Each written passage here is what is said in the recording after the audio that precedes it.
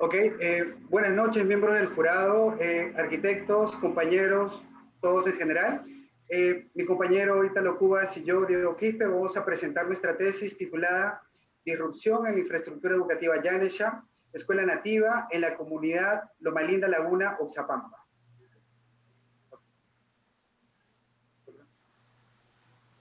Bueno, el sistema educativo actual es reflejo fiel de la pérdida de identidad cultural por la que están pasando todas nuestras comunidades indígenas en nuestro país.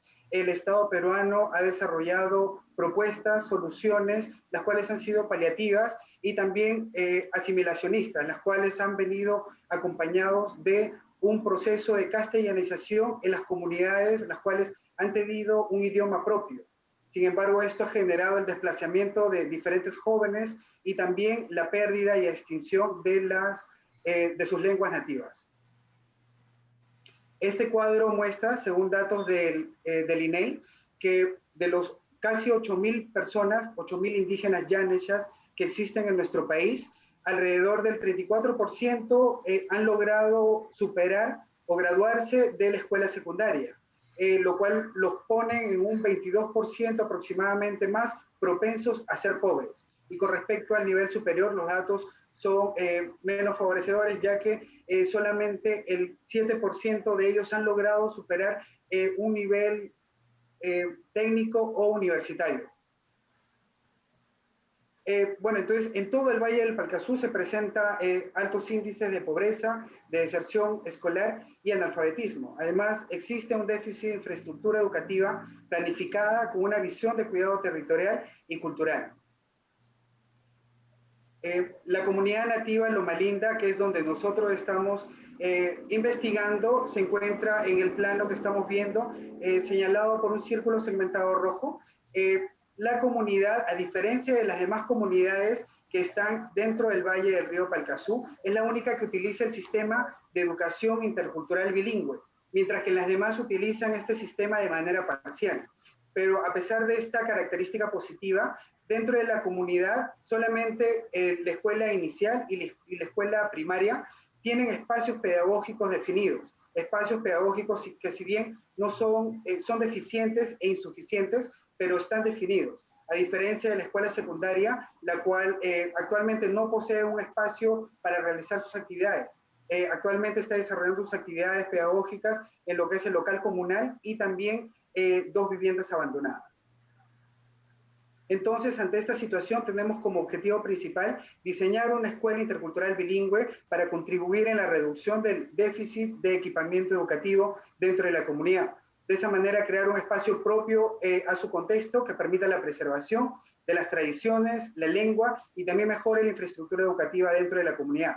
Como objetivos secundarios tenemos conocer cuál es la situación actual del tema, identificar las necesidades educativas y también conocer el contexto físico, así como implementar soluciones sostenibles para el proyecto.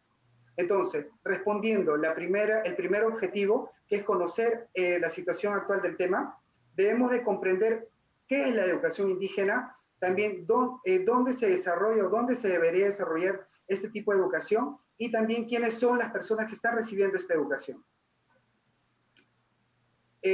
Según Madeleine Zúñiga, que es investigadora pedagógica de la San Marcos, ella nos menciona que una educación intercultural bilingüe significa fortalecer el idioma materno, la lengua materna, pero también acercar a las personas, a los alumnos, a una segunda lengua, sin que este proceso no genere una disminución o pérdida de la identidad cultural.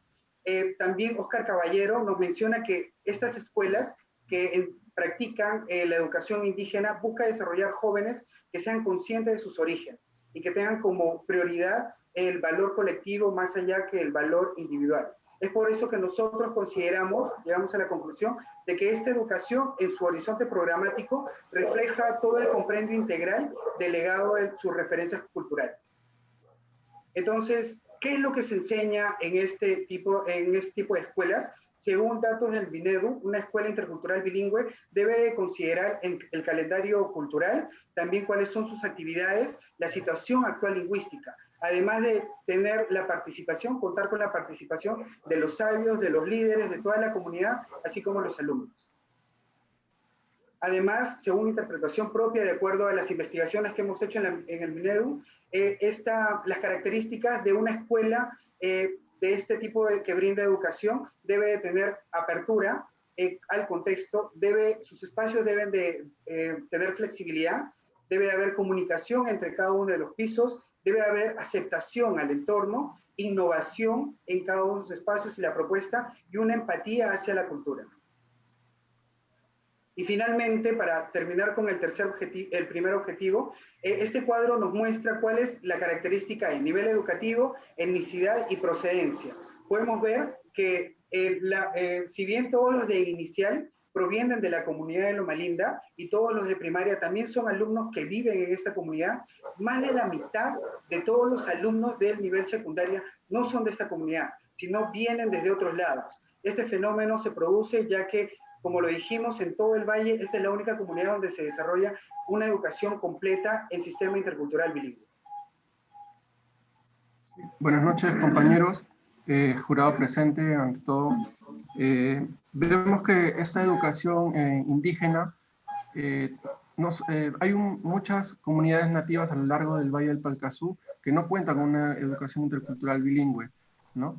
Es por ello que hay jóvenes y muchos niños que están expectantes a recibir este tipo de educación, a la par de incluirle los nuevos conocimientos que le pueda brindar la modernidad. Siguiente, por favor. Siguiente, por favor.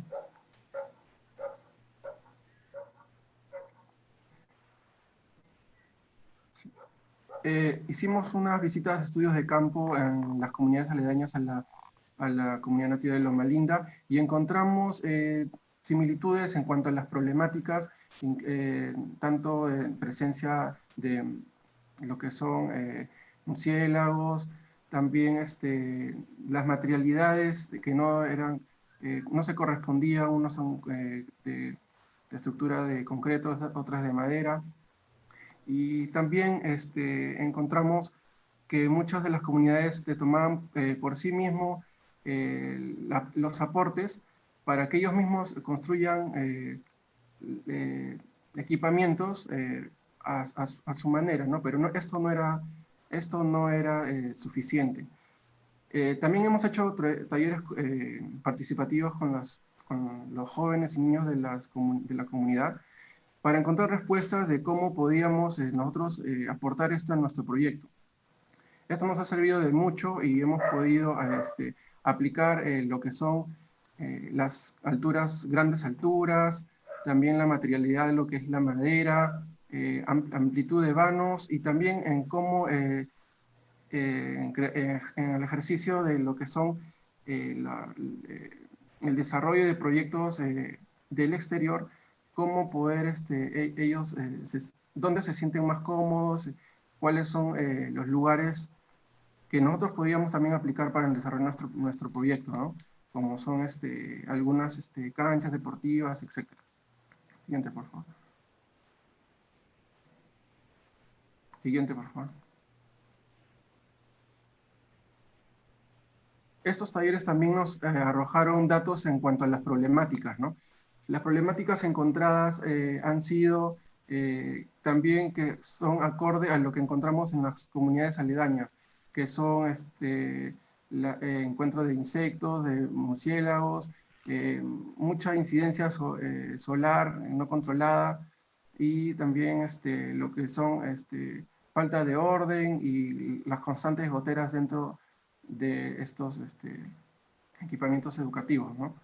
Ellos mismos hicieron sus problemas, los dibujaron a mano, es decir, a través de ellos es que nosotros hemos aprendido directamente la fuente, ¿no? Y bueno, en los niños está la respuesta a la propuesta que nosotros vamos a llevar a continuación al desarrollo del proyecto, ¿no? Siguiente, por favor. Bueno, ese es un gráfico donde muestra las principales problemáticas, como son las goteras, los agrietamientos en el piso, etc. Notamos en la población estudiantil que está un tanto insatisfecha con los actuales equipamientos educativos. Y bueno, pero esto es motivo para que se pueda mejorar, ¿no?, en un futuro, ¿no? También hicimos una visita de campo en toda la comunidad, hicimos un levantamiento de las principales tipologías en cuanto a las viviendas y encontramos 6 tipos de tipologías principales, ¿no? Que han ido cambiando con el tiempo. En estas 6 tipos de tipologías encontramos algunas que se diferencian en cuanto a niveles de techo, algunas tienen solo de un nivel, otras de 2 niveles. En cuanto a la materialidad del techo, unas son con hojas de palmera, otras son con estructuras metálicas, ¿no? Pero luego hicimos un gráfico resumiendo todo este levantamiento, en el cual nos dio que la vivienda actual principal más común en la localidad de Loma Linda es una vivienda de 2 pisos, ¿no? De madera, con la cocina dentro del equipamiento y con un cerramiento totalmente hermético, ¿no? Ese sería el gráfico de cómo es una casa actual, ¿no? De lo que es la comunidad nativa, ¿no? Y bueno, esto nos dio pie finalmente al siguiente gráfico de cómo ha habido una evolución en cuanto a las viviendas tradicionales de hace un siglo a lo que actualmente se ve, ¿no? En el siguiente gráfico, ¿no? En el siguiente. Ok, entonces, teniendo en consideración cada uno de los aportes y conocimientos que hemos adquirido en cada uno de los talleres participativos y también en los diagnósticos colectivos, con eso desarrollamos nuestras estrategias proyectuales, la cual comenzamos con emplazamiento. Para esto planteamos una grilla dentro de todo el terreno, luego ubicamos nuestros lotes en los extremos como remate visual, luego sectorizamos, zonificamos y al final planteamos toda una alameda como un cerco vivo para el proyecto. Como forma del proyecto, nosotros estamos tomando las características de una pueragua, que es la construcción tradicional más importante dentro de los Yanesha y que es de forma circular. Entonces, cogemos una forma circular, perforamos el centro, modulamos todos los bordes, extendemos los espacios de acuerdo a los requerimientos y finalmente jerarquizamos los espacios para señalar cada una de las características como el ingreso o espacios importantes. Los espacios se han desarrollado en base a las características topográficas. La protección bioclimática ha sido planteada de acuerdo a la utilización de la vegetación, de la naturaleza, de celosías y también de manera mixta. Los cerramientos han sido diversos, rescatando principalmente las celosías modulares y los senderos de diferentes maneras, pero siempre utilizando los materiales propios de la comunidad, como un entablado de madera o un piso de tierra apisonada. Respecto al programa arquitectónico, todo nuestro proyecto está segmentado, está separado en 7 espacios. Los 3 primeros es de educación, inicial, primaria y secundaria. Luego tenemos el edificio administrativo, que es donde funcionan los talleres y la CEPRE. Tenemos la residencia, el auditorio y terminamos con naturaleza. Entrando al proyecto, esta es la comunidad, tiene la característica de estar bordeado por el río Palcazú, de este a oeste. Hemos pintado de rojo los 4 lotes que hemos unificado para desarrollar el proyecto. Entonces, acercándonos un poco más, podemos ver que en la parte norte se encuentra nuestro proyecto y, como lo mencionamos, responde a las estrategias proyectuales que hemos planteado, teniendo los edificios ubicados como remate visual y también las alamedas y las plazas a los bordes. En este plano de techos podemos apreciar cuáles son las sombras y podemos ver las características del proyecto, resaltando siempre el lado central, que es de carácter intangible, es un bosque natural intangible que estamos proponiendo desarrollado en 4 sistemas para todo el proyecto. Además, estas son las características espaciales. Cada uno de los espacios tiene contacto directo o indirecto con el área vegetal, con el área natural, con los árboles que se encuentran dispuestos en todo el proyecto. Entrando al programa arquitectónico, podemos ver que a la mano derecha, en color celeste, se encuentran los edificios comenzando desde abajo, inicial, primaria en el centro y secundaria. En la parte de abajo, de color rosado, tenemos el auditorio y la administración, que es de carácter más comunal para la población. Tenemos la residencia estudiantil. En la parte de arriba tenemos el tapiz verde, que tiene las medidas para desarrollar ahí una actividad deportiva oficial y también las losas polifuncionales. En el centro tenemos el bosque para Loma Linda. Con respecto a la circulación, tenemos marcadas de color anaranjado las plazas. Tenemos al frente de cada uno de los equipamientos una plaza desarrollada en base a niveles. Inicial, primaria y secundaria cuentan con una plaza que tiene cada uno su propia rampa y también su propia escalera. En las esquinas laterales tenemos plazuelas y en el centro, como remate visual, tenemos la gran plaza. Respecto al área verde, forestal y ornamental, el área forestal está incluida por el bosque central, el cual es recorrido por un sendero sinuoso y también por senderos que van recorriendo las curvas de nivel. Además tenemos el área verde ornamental desarrollado en lo que es las plazas y las alamedas. Acá podemos ver cómo hemos desarrollado y jerarquizado los volúmenes. Iniciamos en escuela inicial, primaria y secundaria, tratando de adecuarnos a lo que es la topografía del lugar y también a lo que es el contexto, ¿no? El contexto ahí cultural. Entrando al proyecto, ahora vamos a hacer énfasis en tres módulos, en tres equipamientos. Vamos a iniciar con el nivel con la escuela inicial. La escuela inicial está desarrollada en base a un corredor central que protege un patio techado, que es el cono que vemos en el centro, que va a estar techado, con hojas de palmichi. Los espacios están dispuestos a los lados laterales de este corredor. La estructura y la cobertura responden a la modulación que estamos planteando. En este corte podemos ver cómo tenemos en el lado izquierdo cómo el corte está pasando por la biblioteca. También en el centro de toda la fachada tenemos el balcón, la rampa que conecta el primero con el segundo nivel. En el segundo nivel tenemos lo que es la sala de usos múltiples y al costado, al otro extremo, tenemos el mirador.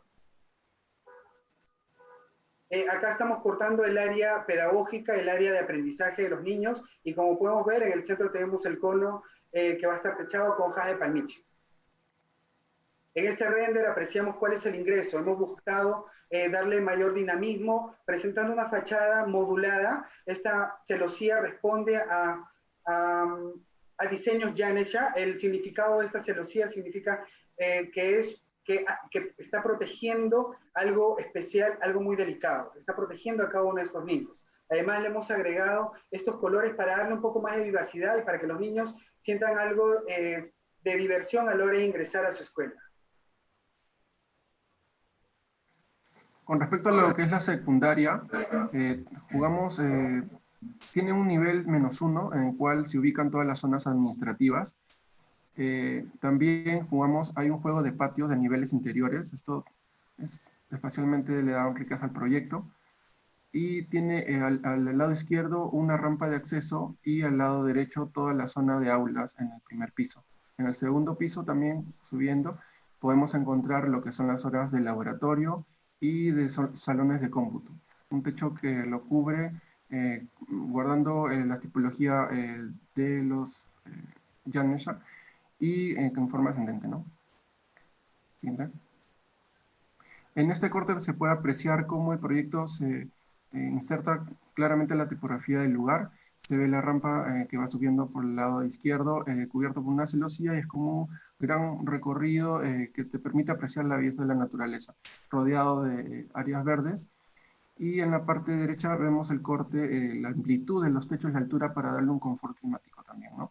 Vemos toda la estructura de madera. Acá vemos la plaza de acceso a lo que es la escuela secundaria, ¿no? Con unas plazuelas pequeñas que generan como que un tránsito entre lo que es dentro del proyecto y la calle que se encuentra al lado derecho. Siguiente.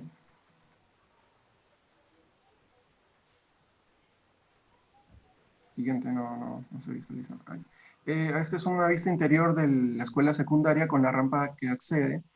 Ahora cambiamos al proyecto de escuela primaria. En este es similar al de secundaria, pero con la diferencia que es más pequeño, ya que la cantidad de alumnos es menor. Más se requiere alumnos de secundaria, ¿no? Y bueno, se genera un patio central húmedo que genera un confort climático importante. Y acá podemos ver las celosías que significan el inicio al principio y va acorde con lo que es el espacio de primaria. Y también vemos cómo el juego de sombras es un detalle también de nuestro diseño, ¿no? Que forma, ya sea con el techo y con las celosías, un imaginario en nuestros estudiantes, ¿no? Y vemos también cómo la madera expuesta eh, resalta en todo el proyecto y es típico de la zona, ¿no? También vemos los colores, ¿no? Los colores que le dan vivacidad a este patio. Y este es el proyecto de lo que es el auditorio, el proyecto netamente cultural, con un piso -1, espacio de comercio. En primer piso vemos un espacio central netamente con una plaza cultural, con unas salas de galerías y lo que es las salas de ensayo. Y en el segundo piso ya se puede ubicar lo que es el auditorio, cubierto también con la misma tipología de techos que le da unidad a todo el proyecto. Acá se puede visualizar en el corte también cómo así el proyecto se inserta correctamente en la topografía y vemos aún en la zona, en el primer piso, la zona de sala de ensayos, pueden practicar danzas o música, y en el segundo piso lo que es el auditorio, ¿no? Correctamente recubierto con unas celosías que lo protegen del sol y de las lluvias con unos aleros amplios. Al centro, una plaza similar a todos los demás equipamientos, y al lado derecho lo que es, en el segundo piso, balcones a modo de miradores, y abajo las galerías cubiertas con las celosías. Ese es el espacio central del auditorio, en el cual nos rememora la cultura y se pueden organizar diferentes actividades, ya sea veladas de lectura o alguna actuación artística que se pueda dar. Y también es importante ver cómo esta simetría origina del núcleo central, ¿no? Que ya se ve no solamente en cada equipamiento, sino como conjunto de todo el proyecto. Siguiente, por favor. Acá vemos una imagen interior de lo que es el hall de galerías, donde los jóvenes yaneses pueden aprender más de su cultura y pueden sentirse orgullosos, ¿no? Todo el manejo de la madera en todo aspecto, pero de diferentes formas, ¿no? Ya sea con los entabladillos, las grandes columnas y las escaleras y las celosías, que también tienen un significado propio, ¿no? Siguiente. Y bueno, esta es una imagen de que sale del bosque hacia, hay un bosque en nuestro proyecto, sale del bosque hacia los distintos equipamientos. Entonces, como conclusión, podríamos mencionar que la importancia de tener como premisa de diseño y análisis la participación de la comunidad en crear el desarrollo de las estrategias, que lo vimos con los talleres participativos que creamos, y el mantener el rol protagónico de la naturaleza dentro de la composición de nuestro proyecto arquitectónico. Es importante ese contacto de la persona con la naturaleza, ya que esto ha sido posible por muchos tiempos, ¿no? Y ellos son testigos. Y como tercera conclusión tenemos la inclusión de la cultura y sus manifestaciones culturales en las características tangibles de la arquitectura que estamos proponiendo. Eso lo hemos incluido en los techos, lo hemos incluido en los materiales, eso lo hemos incluido también en las diferentes celosías que estamos proponiendo. Y como conclusión final, es importante mencionar que la apertura espacial y programática de las escuelas funciona como principal agente de inclusión entre la comunidad y la escuela, siempre teniendo en el centro lo que es la naturaleza como principal actor y también incluyéndolo en el proceso cotidiano de aprendizaje de todos los alumnos. Muchas gracias.